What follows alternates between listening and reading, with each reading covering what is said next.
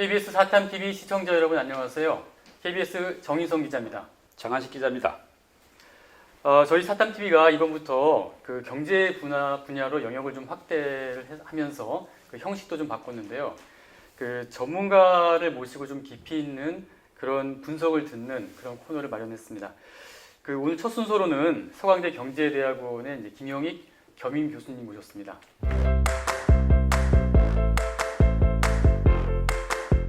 안녕하세요. 네, 안녕하세요. 안녕하십니까. 일단 저희가 이제 그 국내 상황, 특히 국내 상황 중에서 이제 증시 부분을 좀 요새 핫 이슈니까 좀 잠깐 이제 짚고선 본 주제로 갈 텐데요. 예, 지금 3월달에 이제 급락을 했다가 코스피 같은 경우에는 2,000을 넘었고 코스닥도 700을 넘지 않습니까? 예, 사실상 이제 V자 반등인데 예, 이런 순항이 계속될 것 같습니까? 어떻게 보세요? 예. 조금 더 여지는 남아 있습니다만은 저는 하반기 들어가지고 다시 한번 상당히 어려운 시기가 올 거라고 보고 있습니다. 예. 그렇게 보는 이유는 지금 주가가 코스피 같은 경우가 3월에가 1,440까지 떨어졌거든요. 네. 그때 뭐 더 떨어질 것이다 이런 기대도 있었습니다. 또 거의 2,100까지 지금 근접해 2,000. 네. 예. 그런데 하반기 제가 어렵게 보는 것은 상반기에서는 전 세계가 고용 충격, 소비자 충격이었어요. 네. 특히 그 미국은 지난 3, 4월 달에 고용이 2,200만 개 정도 감소했고요. 네. 아마 5월까지 하면 3,000만 개 이상 감소했을 겁니다. 네. 고용이 감소하다 보니까 소비가 줄어들면서 뭐 경제 성장이 2분기 미국 경제가 마이너스 30% 이상일 것이다. 네. 우리도 2분기에는 마이너스 폭이 좀 커질 겁니다. 그래서 소비가 줄어들면서 경제가 충격을 받았는데요. 근데 결국 소비가 줄어들다 보면은 기업들 매출이 줄어들고 이익이 줄어들고 네. 아마 기업 이익들이 뭐 생각보다 더 많이 감소할 가능성이 상당히 높고요. 네. 네. 그 다음에 일부 기업은 파산할 가능성도 있습니다. 이런 충격들이 하반기 한번 남아있는 것 같습니다. 그래서 지금 주가 상승이 추세적인 것은 아니고 한 번 더 충격을 받고 그 다음에 올라가더라도 올라갈 것이다. 이렇게 네. 보고 있습니다. 그런데 지금 뭐 미국이 이제 세계 경제에서 차지하는 비중이 압도적인데 예. 이제 트럼프 대통령 재선을 앞두고 예. 이제 부양하기 위한 여러 가지 카드를 쓰고 있지 않습니까? 예. 뭐 경제가 나쁘면 뭐 현직 대통령이 불리한 것은 뭐 정한 이치니까. 예. 미국의 어떤 주가가 많이 올라가면은 결국 이제 그게 동조화되어 있는 우리나라 증시도 좀 올라가지 않겠느냐 이런 기대들을 하고 있거든요. 예. 뭐 교수님 보시기에는 어떻습니까? 거의 같이 움직여요. 네네. 예, 최근 25일 뭐 상관계수를 보여보면 상관계수가 0.9 정도라고 합니다. 미국 주가와 우리 주가가 거의 같은 방향으로 움직인다는 거예요. 네네. 예, 그런데 미국 주가가 문제는 지금 거품 영역이라는 거, 실물 경제에 비교하면요. 아, 예, 그렇죠. 미국의 고용이 뭐 한 3개월 사이에 거의 3천만 개 줄어들었고요. 네.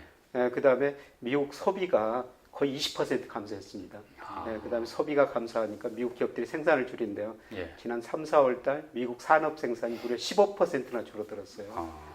그런데 이게 어느 수준이냐? 2008년 글로벌 금융위기 때문에 훨씬 더 심각한 수준이고요. 그렇겠죠. 심지어는 1930년대 대공황이 시작되기 직전 네. 2개월보다도 지금 상황이 더 심각한 상황입니다. 아. 네. 2개월만 따지면. 예, 예. 예. 그렇게 실물 경제는 이축되었는데 주가가 많이 오른 것은 돈의 힘이죠. 그래서 미 연준 자산 보니까 그냥 연준이 자산이라는 것은 미 연준이 돈 찍어내가지고 시장에서 채권, 뭐 모기 국채 사주는 거거든요. 네. 그게 2달 좀 넘었는데 3조 달러 정도를 풀었어요. 아. 이 돈의 힘 그렇죠. 때문에 주가가 오른 것이죠. 네. 그런데 결국 실물이 주가 상승을 뒷받침해주지 못하면 돈의 힘도 한계가 있을 수밖에 없거든요. 네. 마찬가지로 미국 기업도 예. 하반기 이익이 줄어들고 아마 일부 기업들 파산할 겁니다. 아. 그래서 다시 한번 충격이 올 텐데요. 그러면 이제 트럼프 행정부가 또 다른 대응책을 내고 있죠. 작년까지 트럼프 대통령이 파월 연준한테 금리 0%까지 안 내리고 뭐 하느냐. 예. 근데 지금 금리 0%까지 내렸는데요. 그럼 트럼프 대통령이 또 주장한 거는 마이너스 금리로 내려라. 네. 그렇죠. 마이너스 금리 가지고 최근에 계속 신경 좀 예. 벌이고 있지 않습니까? 지금 유럽 중앙은행이나 일본 은행은 마이너스 금리 적용하고 있거든요. 예. 일본, 유럽 중앙은행처럼 마이너스 금리까지 내려라. 네. 돈 더 풀어라. 아마 그렇게 되면은 또 선거 가까울 무렵에 한 번 더 주가가 오를 수가 있습니다. 그 이전에 한 번쯤 충격은 불가피하다는 거죠. 불가피하다. 예, 예. 그럼 이제 충격이라고 그러면 일단 아까 기업의 파산 말씀하셨는데 그 미국과 이제 우리나라가 동시에 나올 거야 아니면 미국이 먼저 그런 실물 경제 위기가 오고서 우리가 이제 올까요? 예, 미국이 먼저 나올 것 같습니다. 아. 이번 경제 타격이 우리나라보다 미국이 더 커요. 예, 우리나라 뭐 작년에 2% 성장했다 올해 그 IMF가 마이너스 1.2 전망하고 있는데요. 네. 미국은 작년에 2% 이상 성장했다 올해 마이너스 5.7로 전망하고 있거든요. 네. 미국 타격이 왜 크느냐? 그 GDP 국내 총생산이라고 그러는데요. 그 소비 구조가 다르기 때문입니다. 우리나라는 GDP의 소비가 차지하는 비 48%인데요.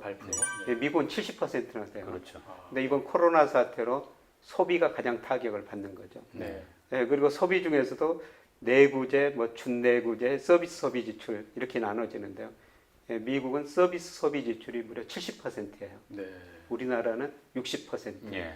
그러니까 이번 코로나 사태로 사람들이 이동할 수가 없으니까 서비스 소비 지출이 가장 큰 타격을 받는 거죠. 그렇죠. 예. 예, 그리고 미국 GDP 소비가 70% 차지하고 있는데 소비가 줄어드니까 사실 미국 경제 타격이 이번에는 우리보다 훨씬 더 크다. 그래서 아마 기업들이 파산하게 되면 미국 기업 먼저 나올 때 될 것 같습니다. 네. 자, 그러면 이제 본 주제로 들어가 볼까요? 그 최근 최대 이슈인 그 미중 패권 경쟁 그리고 그 중간에 끼어 있는 이제 우리나라의 선택 이게 굉장히 관심인데요. 그 중국의 그 홍콩 국가보안법 제정으로 이제 촉발되지 않았습니까? 예. 그 보시기에 이 미중 패권 경쟁이 본질이 뭐라고 좀 보세요? 좀 말씀하신 것처럼 그냥 패권 경쟁이라고 볼 수가 있을 것 같습니다. 예, 그동안 그 중국이 이제 추구했던 게 제조 무역 강국이었거든요. 이거는 양적으로 이미 달성을 했어요. 예.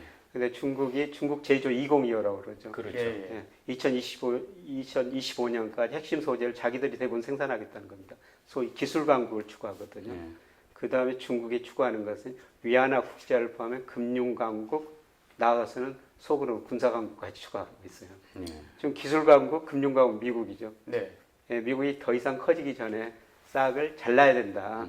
예, 그게 미중 무역 전쟁의 본질이라고 보고 있고요. 네. 뭐 그보다 본질적으로는 지금 세계에서 미국 비중은 계속 축소되고 있고 중국 GDP 비중은 늘어나고 있거든요. 네. 예를 들어서 2000년에 미국 비중이 세계 GDP에서 차지하는 비 32%였어요. 네. 근데 작년에 25%로 줄어들었죠. 네. 근데 중국은 4%에서 같은 기간에 16%로 늘어난 겁니다. 25% 대 16%. 아, 예. 예. 그러다 보니까 중국이 너무 빨리 커지는 것이죠. 예. 근데 지금까지는 괜찮은데 이 추세로 간다면은 뭐 세계 주요 기관이 아마 2030년 무렵에는 중국 GDP가 미국 GDP를 추월할 것이다. IMF 이런 데서도 그렇게 예, 보고 그렇게 있죠. 전망하고 있죠. 예, 예. 이게 미중 무역 전쟁의 본질이라고 볼 수가 있겠습니다. 그러니까 기본적으로 패권 싸움이다. 네, 패권 싸움. 그 미중 간의 패권 싸움이 시작된 와중에 이제 뭐 무역 분쟁도 있었습니다만 이번에 코로나 사태를 겪으면서 또 좀 새로운 국면으로 이제 격돌하지 않는가 이런 예. 부분도 느껴지거든요. 예, 예, 그 부분 한번 설명해 주시죠. 예, 코로나 사태로 여러 가지 변화가 아마 있을 것인데요. 네, 예, 코로나 사태가 한마디로 자유냐 안전이냐 자유냐 안전이냐. 어느 게 그 비중을 더 두느냐. 네.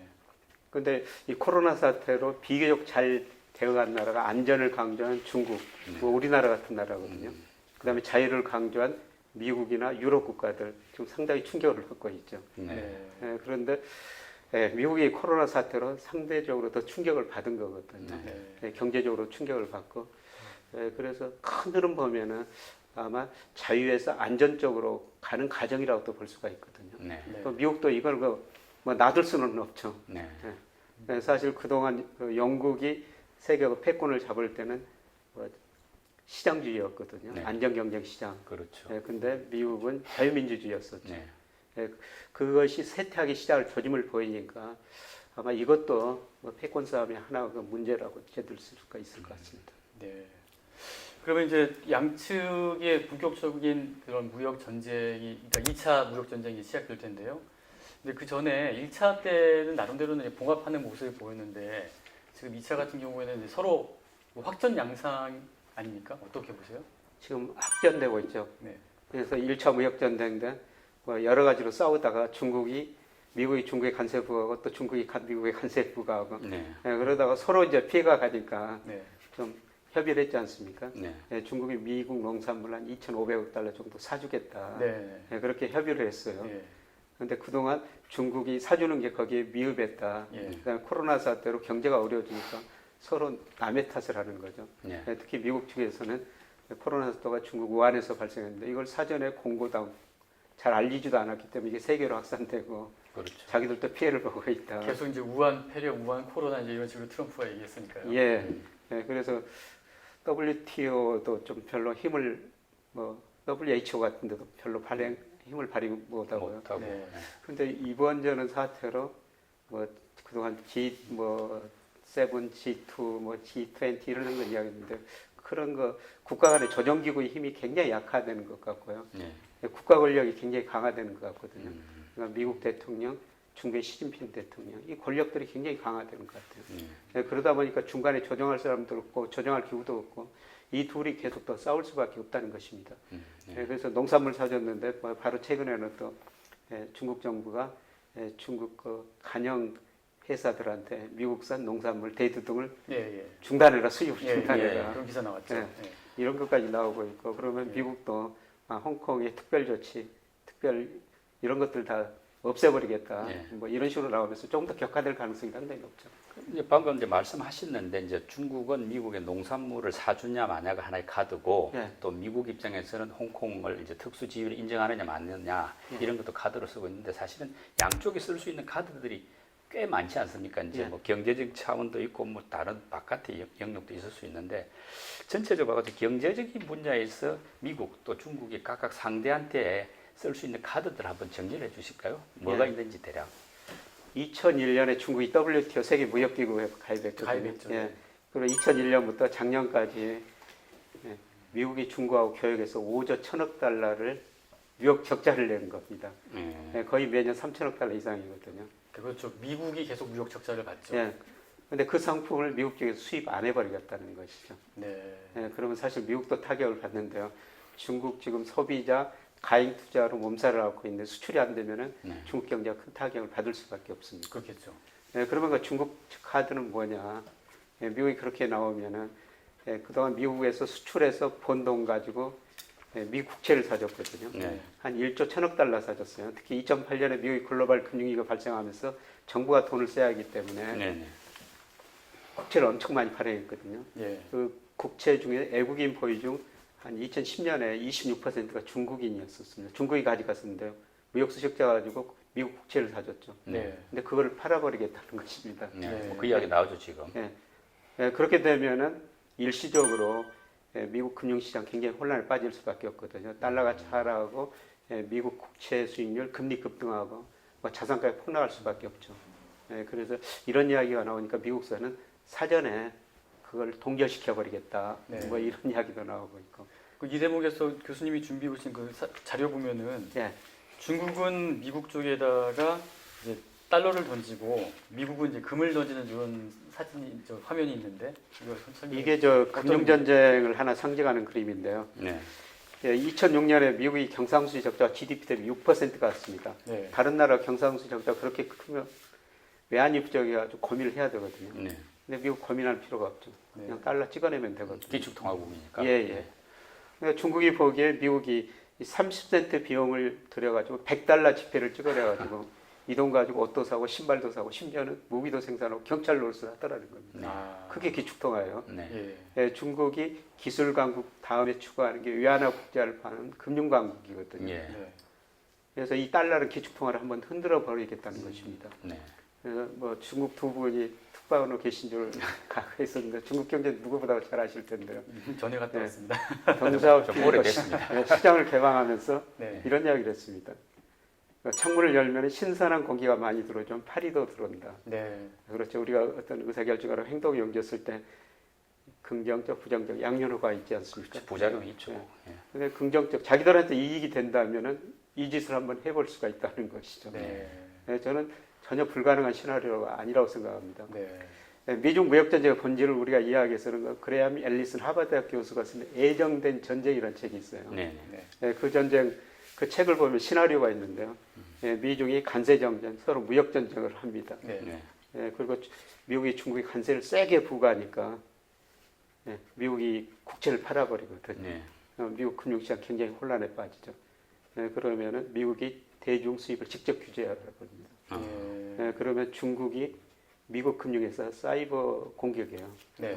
정 기자님 돈 많으실 것 같은데 정 기자님 돈이 미국 어떤 은행에 있다면은 네. 그 은행에 들어가서 정 기자님 돈을 다 지워버리거든요. 그게 기술적으로 가능하다는 것이죠. 네, 그러면 저 짓을 상하이에서 조정하고 있고 네. 미국이 드론 등을 통해 상하이를 공격합니다. 군사 공격하죠. 네, 중국도 워싱턴을 공격합니다. 네. 그래서 무역 전쟁이 금융 전쟁으로 가지고 무력 전쟁까지 갈 수 있다. 그 책 보면 이런 시나리오를 제시하고 있는데요. 책에서요. 네. 예. 예전 무역 전쟁까지 끝나면 좋을 것 같고요. 네. 근데 저는 무력 전쟁은 아니더라도 이 금융 전쟁은 서로 추구하는 바가 있기 때문에 가능하다 이렇게 네. 보고 있습니다. 그리고 중국이 이제 국채를 팔면은 네. 뭔가를 사야 되지 않습니까? 그러니까요. 그 달러를 가지고 있으니까 네. 그 돈 가지고 금을 산다는 거죠. 유럽이나 뭐 이런 중앙은행들 독일이나 뭐 프랑스 이런 중앙은행 보면요, 자기 외환 보유 중 한 60 내지 70%가 금이다. 금이에요. 예, 예. 근데 중국은 아직도 공식적으로는 발표 안 하는데 3%좀 밑돌고 있습니다. 네, 구매 여력이 많네요. 구매력이 굉장히 많습니다. 만약에 중국이 1조 달러 국채를 팔아가지고 금을 산다면요, 네. 네. 미국 중앙은행이 가지고 있는 금이 7,800톤 정도 되거든요. 네. 네. 그 이상 살 수가 있습니다. 어, 그러니까 이런 일이 벌어지면은 네. 뭐 금융시장뿐만 아니라 각종 자산시장에 엄청난 충격을 줄 수가 있다는 것이죠. 네. 근데 뭐 상당히 이거 최악의 시나리오인데 네. 이런 시나리오도 우리가 한번 가정을 해보고 시나리오를 세우고 대응해야 할 필요는 있을 것 같습니다. 근데 트럼프 대통령이 지금 가장 좀 관심을 가졌던 뭐 1차 무역 합의 예. 중간에 그거 합의를 뭐 파기한다 이런 언급은 하지 않고 있거든요. 그러니까 예. 어떤 최악의 상황을 좀 피해 가려는 약간 좀 그런 속내가 아닐까요? 예. 최악의 상황은 서로 이제 피해야 되죠. 네. 지금 미국에서는 인플레이션 논쟁이 진행되고 그렇죠. 있거든요. 예. 미국은 인플레, 우리는 우리는 더 디플레. 디플레이션 논쟁이 진행되고 있는데, 근데 미국 장기적으로 보면은 미국 소비자 물가가 이제 1950년대부터 발표하는데요. 1950년에서 80년까지는 인플레이션 물가가 굉장히 올랐거든요. 그 뒤로 긴축하면서 지금까지는 디스인플레이션 시대. 지금 미국 물가가 굉장히 안정돼 있거든요. 네. 지금까지 물가가 안정된 것은 수요 측면에서는 돈이 안 돌기 때문에 통화 승수가 낮아졌고요. 그다음에 공급이 수요를 초과했기 때문에 초과 그렇죠. 공급이 존재했기 예. 때문에 그다음에 생산 측면에서 미국의 생산성도 증가했습니다만은 중국이 저임금을 바탕으로 물건을 싸게 생산하죠. 미국으로 엄청나게 수출해줬거든요. 그렇죠. 예. 지금 월마트 같은 데 가면은 절반 이상이 중국산 제품이다. 네. 그 전시된 상품이요.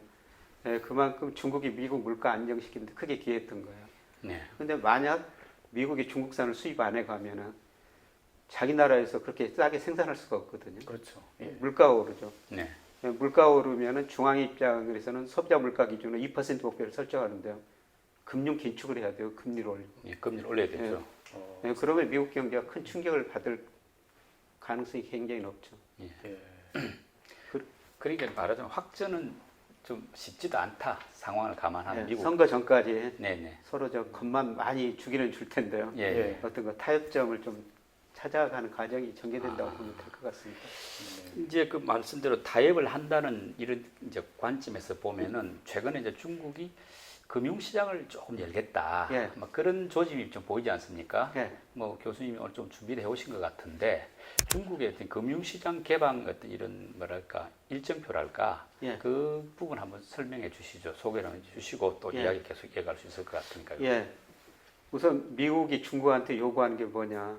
금융시장, 자본시장 안전 개방이거든요. 네네. 아까 말씀드렸습니다. 2001년부터 작년까지 미국이 중국에서 5조 1천억 달러 무역 적자를 냈어요. 네. 미국의 입장에서는 그걸 중국에서 찾아오자는 다시 거죠. 빼앗아 와야 된다 이제 그런. 근데 이런 뭐 상품을 만들어가지고 미국이 그 돈을 찾아올 수가 없는 거죠. 그렇죠. 미국이 잘하는 게 금융. 서비스업, 특히 예. 금융업이거든요. 네. 그렇죠. 저 미중 무역협상할 때 무역협상이라면 미국 쪽 대표 상무장관이 나와야 돼요. 네. 근데 문우신 장관, 재무장관이 재무장관이 나온다. 예. 미국 쪽 대표로 나오고 있어요. 금융이 더 중요하다. 예. 미국 입장에서는. 그렇죠. 그분이 이거 골드만삭스 출신이거든요. 누구보다 더 금융을 잘 알고 있는 분입니다. 네. 네. 그래서 중국의 금융시장, 자본시장을 안전 개방해라. 네. 네, 그때 미국 중국 가가지고 미국이 5조 1천억 달러 찾아오겠다. 네, 그런 심사거든요. 네. 근데 중국도 멀리 내다보면 금융강국을 추구하기 때문에 네. 네. 뭐 자본시장 굉장히 빨리 개방하고 있죠. 작년에 은행 산업을 외국인한테 전부 개방해 버렸고요. 예. 그다음에 올해는 뭐 보험사, 자산운용사, 예. 증권사까지 개방해 버렸어요. 작년 말에 올해 증권사는 12월에 개방하겠다 그랬는데 네. 지난 4월에 다 개방해 버렸거든요. 네. 금융시장 산업 완전히 개방해 버렸죠. 네. 중국이 남은 게 금리 자유하고 외환 자유화거든요. 아, 미국이 이걸 이제 계속 요구하고 있습니다. 빨리 금리 자유화해라, 네. 외환 자유화해라. 예, 그렇게 되면은 비정상적으로 낮았던 중국 금리가 오르고 뭐 있으면서 중국 기업들 상당히 타격을 받을 수밖에 없습니다. 예. 예, 그리고 환율이 외환시장 자유화하면 초기에는 환율이 오를 거거든요. 이하나 가치가 가치가 떨어지니까. 떨어지니까. 네. 예, 그렇죠. 예, 그때 미국이 이제 중국 가가지고 금융으로 네.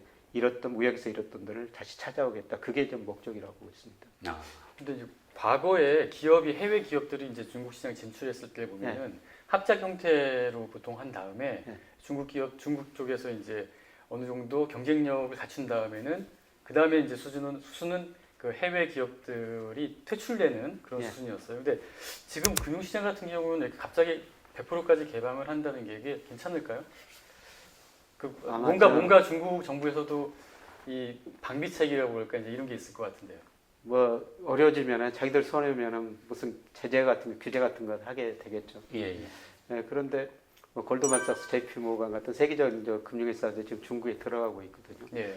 아마 그 사람들이 그렇게 들어간 거 보면은 예. 뭐 충분히 그들도 대비가 돼 있을 것이다. 예. 이렇게 좀 보고 있고요. 그런데 아까 미국이 중국에서 금융으로 돈을 찾아가는 게 목적이다. 네. 저는 우리도 그 시기를 놓치지 말아야 된다고 지금 생각하고 있습니다. 예. 그러니까 지금 말하자면 이제 중국이 금융 개방을 약속을 했으니까 예. 일단은 그 약속이 뭐 신뢰성이 있다고 이제 판단하고 예. 뭐 그렇게 이제 우리도 미국처럼 한번 투자를 해보자는 이런 취지로 이제 해석이 되는데요. 예. 그 우리 같은 경우에서도 이제 중국의 금융 시장을 적극적으로 진출하는 것이 지금 적절한지 예. 또 과거에 우리가 중국 금융 시장에 진출했다가 실패한 경험도 있지 않습니까? 예. 그래서 지금 그 부분은 말씀 나오셨으니까 한번 설명해 주시죠. 우리 금융회사들이 중국과 경쟁력을 갖기는 굉장히 힘듭니다. 아, 왜냐하면은 규모가 적으니까.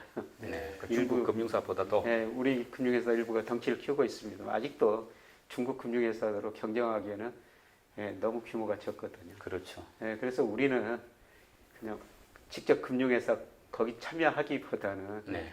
중국의 기업들이 커질 때 네. 중국의 기업 주식을 사가지고 우리 금융회사나 개인들도 국부를 늘려야 된다는 것입니다. 네. 근데 제가 어디 나라나 크고 작은 사이클이 있는데요. 네. 우리도 1980년대 3조 항으로 우리 경제 굉장히 좋았거든요. 네. 뭐 10%, 12% 성장했었어요. 그렇죠. 미래가 낙관적으로 보니까 우리 기업들이 굉장히 많이 투자를 했었습니다. 네. 근데 90년대 들어가지고 이제 수요가 부족하니까 기업이 부실해지고 은행이 부실해졌었죠. 네. 97년은 외환위기, 우리가 흔히 IMF 경제위기라고 그럽니다만 한마디로 말하면 부실한 기업, 은행을 처리하는 과정이었습니다. 네. 부채가 많았죠 그 당시에. 예. 그 뼈아픈 구조조정을 했죠. 네. 네. 30대 재벌 중 11개가 해체됐습니다. 아, 은행 14개가 없어졌어요. 네. 네. 소비 투자 줄어들고 경제 성장을 떨어졌고 안정성장 국면에 들어섰다 이런 긍정적인 평가도 있었습니다만. 네. 근데 이때 우리나라 자산 가격이 폭락했었거든요. 네. 코스피 뭐 종합주가지수라고 그러죠. 그게 277까지 떨어졌어요. 예. 네. 삼성전자 주가 3만 원, 현대차 주가가 9천 원대까지 떨어졌습니다. 네. 근데 IMF 경제위 구조 조정했다고 네. 주가지수가 2천이 넘었고 네. 뭐 삼성전자 주가가 거의 300만 원 근처까지 예. 갔지 않습니까? 네. 현대차 주가 30만 원 그렇죠. 넘었고요. 네. 이때 또 우리나라 환율은 정말 많이 올랐어요. 네. 일시적으로 원달러 환율이 그 2,000원 근처까지 올랐거든요. 그렇죠. 1,800원 뭐 이렇게. 네, 장중은 1,800, 네. 뭐 종가는 1,850원 정도 끝났습니다. 네. 네, 우리 입장에서 보면 한국이 정말 돈 벌기 쉬운 시장이었었다는 거죠. 그렇겠네요. 네. 자산 가격이 떨어졌죠. 예. 그 다음에 한국의 돈 가치 떨어졌죠. 네. 그래서 대표적으로 론스타가 외환은행 사가지고 나중에 자산 가격 오르고 한국의 환율 떨어지고 네. 돈 가치 올라가니까 4조 9천억 정도 벌어갔다는 겁니다. 그렇죠. 예. 엄청나죠. 예. 중국은 좀 구조조정 속도가 느려요. 우리는 IMF 힘 때문에 굉장히 빨리 구조조정했었죠. 예. 근데 중국은 스스로 구조조정하기 때문에 네. 계속 구조조정하고 있습니다. 근데 외환시장, 자본시장 이런 걸 자유화하면은 구조조정 한 번 더 본격적으로 해야 되거든요. 네. 네. 네, 이때 저는 중국과 가지고 금융으로 우리가 국부를 늘려야 된다. 네. 그 교수님이 이렇게 뭐 준비하신 자료가 있던데 네. 그 중국에서 이제 지금 그러니까 한국과 일본과 중국 예, 그 사이클을 갖다가 좀 이렇게 비교해 놓으신 자료 같은데 예. 그거 한번 간단히 설명해 주시죠. 예.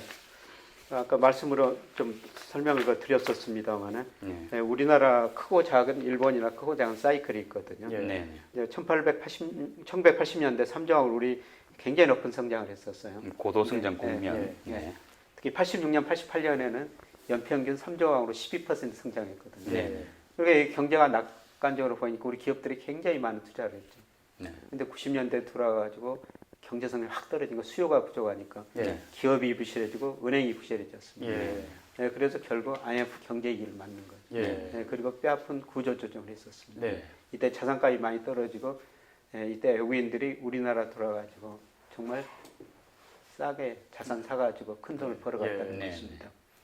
근데 중국이 지금 이 후반에 있다는 겁니다. 예. 우리나라 구조조정이 바로 직전에. 아, 네. 저는 올해가 그 시점이라고 보고 있거든요. 예. 네, 그래서 이미 올해 중국 상반기에 경제 성장을 많이 떨어졌습니다만 네. 앞으로 기업은행 구조조정을 한 번 더 할 수밖에 없습니다. 아. 네, 그런데 많은 분들이 중국 공산당이 이런 걸 다 해결해 줄 것이다. 뭐 이런 이야기를 하는데요.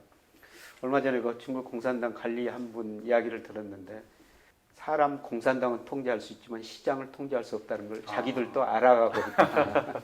사실 시장은 이길 수가 없는 거죠. 그렇죠. 역사적으로 보면은 예.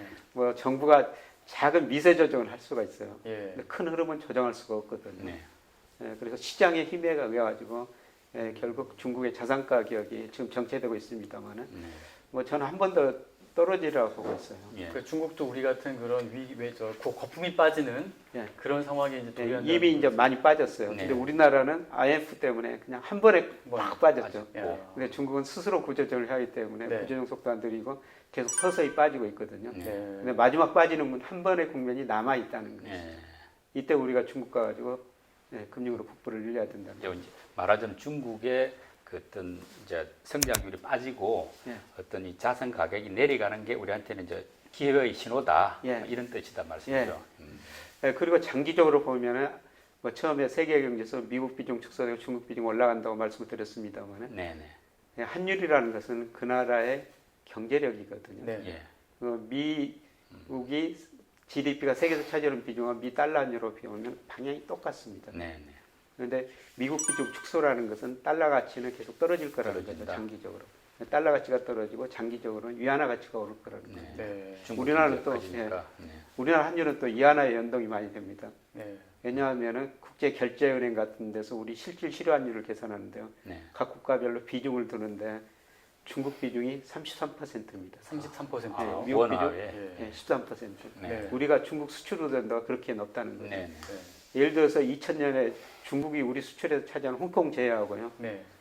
21%였어요. 네. 네. 그런데 2018년에 27%까지 올라왔습니다. 아, 네. 그다음에 최근에 중국 경제가 나빠지면서 예. 25%까지 떨어졌습니다만은 네. 대신 미국 비중은 같은 기간 20%에서 14% 떨어진 겁니다. 네. 우리 중국에 워낙 수출 의존도가 높다 보니까 네. 국제결제원에서 한국의 적정환율, 실제환율 이런 거 계산할 때 중국 비중을 그렇게 높이 준다는 거예요. 그러니까 이제 위안하고 많이 동조돼 이안하고 있다. 동조할 수밖에 동조할 없어요. 수 최근에 없다. 우리나라 원달러 환율은 1240원까지 올라갑니다. 예, 그렇죠. 이안 달러 환율이 7.0에서 움직이다가 네. 최근에 7.13까지 올라가고 그렇죠. 그렇죠. 네. 예. 그러니까 우리나라 환율도 같이 올라버립니다. 네. 그렇죠. 예. 근데 아주 장기적으로 보면은 달러 가치 하락, 위안화 가치 상승, 원화 가치 상승이라는 겁니다. 네. 장기적으로는. 그래서 중국 주식을 사놓으면은 네. 위안화 가치가 상승하니까 양쪽에서 주가가 올라서 그다음에 네. 위안화 가치 올라서 양쪽에서 이익을 볼 수가 있는 네. 겁니다. 근데 이제 중국 주식을 뭐 일반인들 같은 경우에 개별 종목을 사기에는 좀 위험 부담이 많지 않습니까? 근데 투자는 또 하시라고 하는데 어떤 식으로 해야지 안전하게 할 수 있을까요? 중국 시청자들에게 개별 기업을 사는 거는 좀 네. 리스크도 있고요. 위험해 네. 보입니다. 네. 그래서 개별 기업을 사는 것보다는 네네. 저는 세 가지를 추천하고 싶은데요. 네. 증권시장에 가면 ETF라는 게 있어요. ETF는 네. 중국 우량주를 중심으로 한 예를 들어서 50개 우량주를 뽑아가지고 하나 지수해가지고 ETF라고 있거든요. 예, 예. 우리나라로 하면 코스피 200 뭐 이런 거네요. 중국 A50주 골라가지고 예, 네. 그런 ETF가 있고요. 이거는 소액 투자로 언제든지 사고 팔고 할 수가 있습니다. 그렇겠네요. 아, 네. 그리고 이제 간접 투자 방법이 있죠. 간접 증권회사가 하면은 네. 그런 중국 내수 일당 우량주를 하는 랩이라는 상품이 있고요. 네. WRAP. 예. 그다음에 일부 자산운용사에서 그런 것을 바탕으로 한 펀드를 팔고 있거든요. 네. 펀드하고 랩은 뭐가 차이가 있는 거죠? 뭐 거의 이제 자산 구성은 같은데요. 네. 랩은 증권회사에서 운영한 거고요. 네. 예, 펀드는 자산운용사에서. 자산운용사에서. 예, 뭐 예, 운영 그런 주체가 다른 거군요. 네. 큰 차이는 없는 거냐? 예, 한마디로. 큰 차이는 없는데 아마 비중 조절의 차이가 있을 것 같고요. 네네. 예, 회사마다 수수료가 좀 다르거든요. 그러니까 아, 예, 지금 그 저성장 저금리 시대는 이 수수료가 굉장히 중요합니다. 네. 그래서 펀드하고 랩하고 수수료 같은 것도 한번 비교해 보시고 예. 회사마다 좀 달라요. 네. 예, 그러니까 어느 회사가 싼지 네. 수수료도 한번 비교해 보시면서. 근데 우리 개인들과 자산 구성을 보면요, 뭐 크게 자산에서 부동산하고 금융자산으로 나뉘어질 수가 있죠. 예. 예, 부동산 비중이 평균 68%입니다. 압도적이죠. 뭐. 네. 근데 특히 뭐 50대 후반, 60대 이상 이런 더 분들은 높죠. 80% 이상이 부동산이거든요. 그렇죠. 네. 네. 근데 이렇게 큰 흐름을 보면은 부동산 비중은 점차 줄어들고 있고요. 네. 네. 주식, 금융자산 비중이 늘어나고 있습니다. 어, 예, 금융자산 중에서는 주식시장이 안 좋으니까 주식보다는 채권 채권. 투자를 좀 했고요. 네. 그 다음에 지금까지 말씀드린 거 해외 투자가 굉장히 국민연금뿐만 아니라 개인들도 많이 늘어나고 있거든요. 네. 아, 발 빠른 사람들은 예. 많이 있군요. 예. 근데 그 해외 투자 국민연금이 작년에 주로 미국 주식이 아주 그렇게 돈을 많이 번 거죠. 네. 아, 미국을. 예. 네. 근데 이제는 이제는 미국도 해야 되지만은 네네. 미국 비중을 좀 줄이고 네. 중국 비중을 늘려가지고 네. 해외에서 금융으로 부풀을 늘려야 된다. 예. 이런 말씀을 꼭 드리고 싶습니다. 알겠습니다. 자, 통계청이 빅데이터를 분석해서 매주 발표하는 경제 키워드를 살펴보는 코너인데요. 오늘은 첫 시간인 만큼 지난 한 달간 경제 그 주요 키워드들을 살펴보겠는데요. 그 뭐 코로나, 마스크, 재난지원금, 뭐 일자리, 뭐 이렇게 한 10가지 정도가 계속 상위권을 유지했습니다. 그 교수님 보시기에는 교수님은 어떤 키워드가 지금 주목되시나요? 예, 저는 재난지원금이 가장 뭐 중요하지 않냐 개인적으로 그렇게 생각하고 네. 있습니다.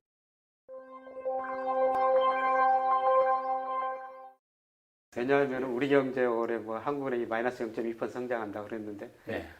크게 소비 때문에 그렇거든요. 아, 예, 지금 소비가 너무 안 되고 있어요. 네. 코로나 때문에. 예. 그래서 저도 개인적으로 처음에 그 재난지원금을 기부할까 이렇게 생각하다가 네. 한 기자분이 전화 왔어요.